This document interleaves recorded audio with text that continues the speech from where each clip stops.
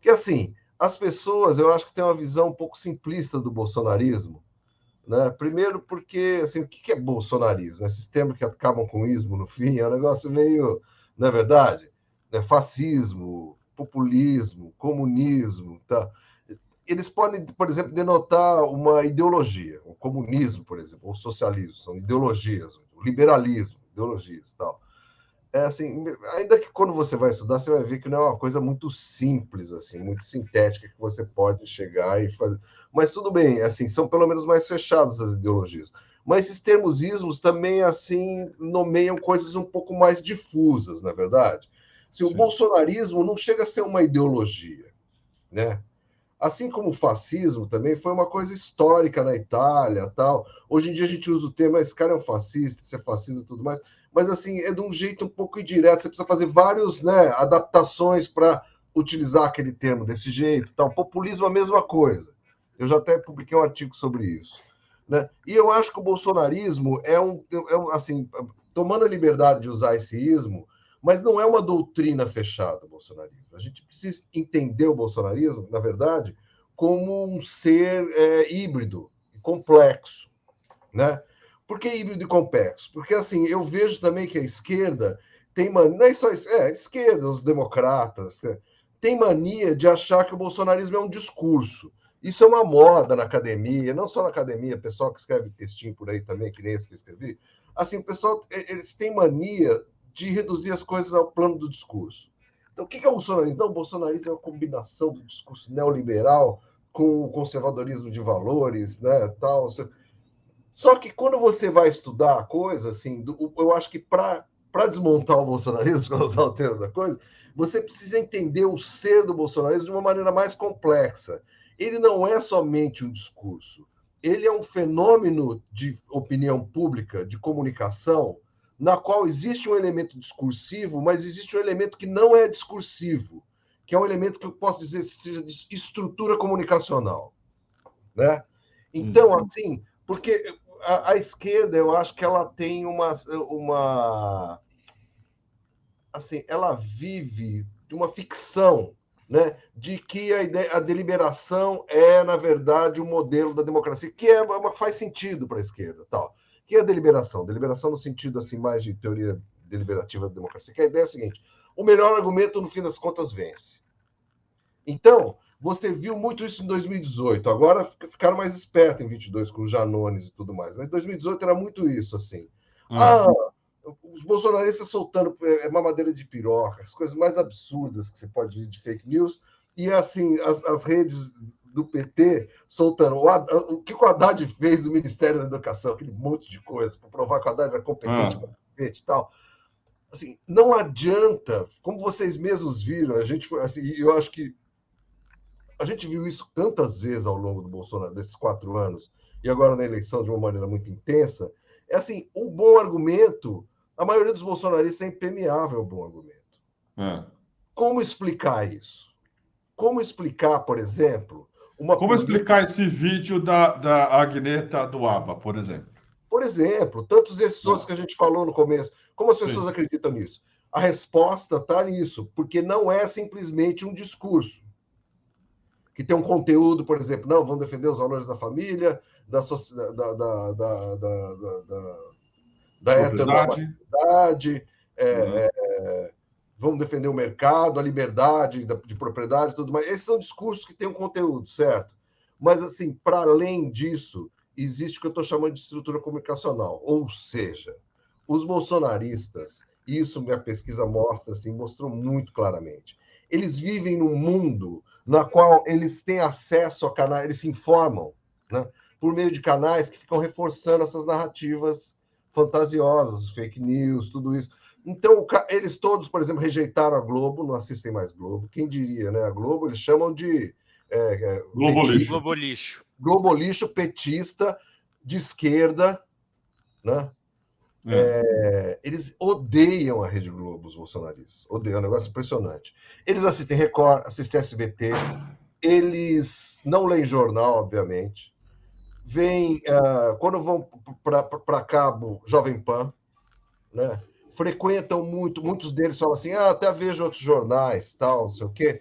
Mas eu sempre vou checar as notícias, vou checar para ver se é verdade, porque hoje em dia todas as mídias têm lado, tem muito um papo desse, assim, né? A autonomia do sujeito em relação à notícia. Não, todas as mídias têm lado, não tem mais, não dá para confiar em ninguém, então eu sempre vou checar. Você vai checar onde? Sabe onde eu vou checar? No perfil do Gabriel Monteiro, da Michele Bolsonaro, do Flávio Bolsonaro, do Jair Bolsonaro. É o É, viés de confirmação, né?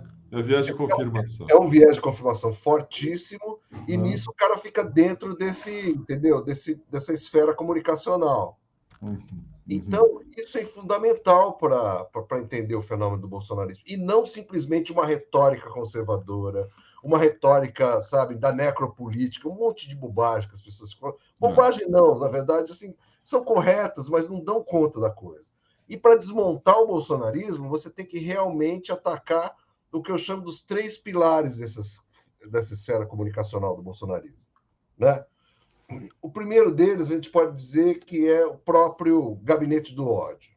Estou chamando de gabinete do ódio aqui uma coisa que é muito mais do que simplesmente o gabinete do ódio mesmo, mas toda essa estrutura de redes sociais do bolsonarismo, que a gente não conhece muito bem, porque é uma coisa ilegal, que é paga com dinheiro de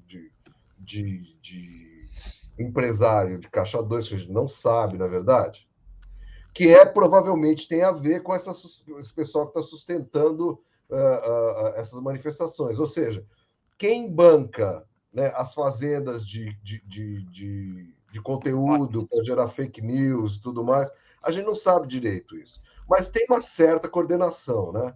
A gente faz monitoramento no manchetômetro das redes sociais, você vê que as fake news são lançadas, elas crescem, ou seja, a rede bolsonarista, né? E dentro delas, eu acho que o gabinete do ódio, os perfis dos grandes bolsonaristas tal, são fundamentais, né?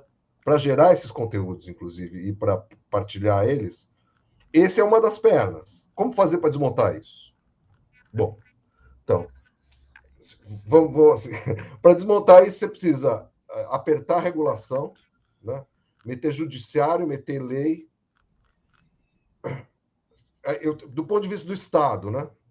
Chegar junto às big techs, às empresas que são as proprietárias das redes sociais, porque esses caras ganharam muito dinheiro na eleição com fake news, propaganda Sim. fake news, né?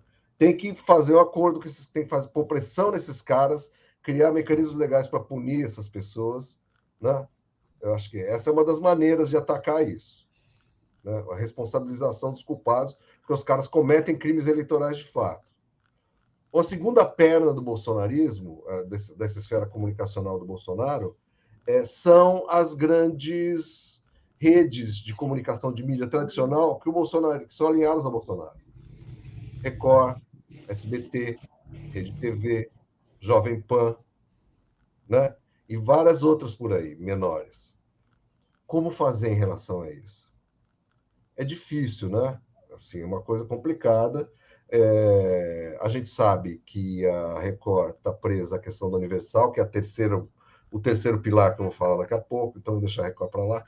Agora, a gente sabe também que essas empresas de mídia, dependem muito de verbo estatal, às vezes, propaganda e tal, e que elas são meio, assim, um pouco moldadas, não são que nem o Centrão, mas elas são sensíveis à mudança de comando político. Então, assim, é preciso pensar uma estratégia em relação a esses caras, né, para que eles não se convertam, inclusive, a um tipo de caixa de ressonância do bolsonarismo na oposição, né? Uhum, uhum. Continuando a reforçar essa esfera comunicacional das fake news, porque de fato eles faziam isso, né? Até a CNN fazia isso quando colocava Caio Coppola, ou o A próprio. Jovem Pan, a Jovem Não, Pan. a Jovem Pan nem se fala, é só isso a Jovem Pan, né? Eu É. tô falando, até a CNN fazia isso, colocava o Alexandre Garcia lá para Sim. falar fake news. Então, assim, é preciso combater isso também nesse plano, né?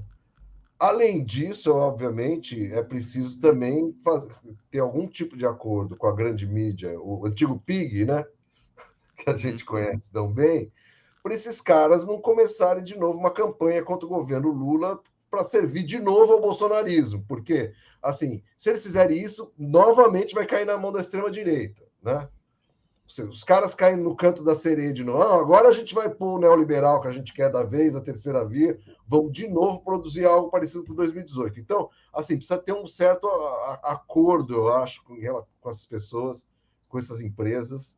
Né? E tem dois tipos de empresa aí, as que são as que são hoje em dia associadas ao bolsonarismo, até agora estavam associadas ao bolsonarismo, e aquelas que, as lavajatistas do PIG tradicional, né?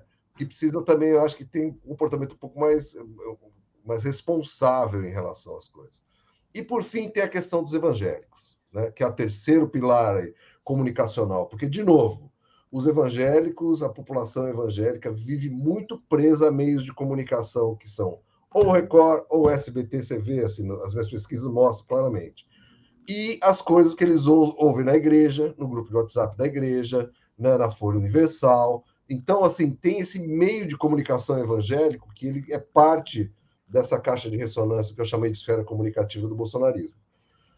A questão com as igrejas evangélicas é complexa, como vocês bem sabem, né? Assim, esse afera aí do nosso amigo, o dono da Universal lá agora recentemente, Edir Macedo. Edir Macedo, tal, com a Glaze e tal. Assim, é complicado, é complicado. Agora, precisa conversar com esses caras, precisa ter uma estratégia nesse campo.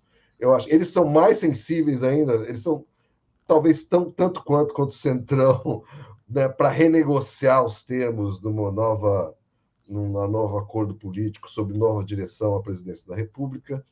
Mas, assim, eles também apostaram tanto no bolsonarismo, tanto nesse discurso ultra-reacionário, que é assim, mas de novo, né? Então precisa abrir uma negociação aí, porque se a gente não corroer, tentar desarmar essas três pernas do bolsonarismo, assim, a gente corre o risco de acontecer como nos Estados Unidos, né? Assim, uma ameaça enorme dos caras voltarem.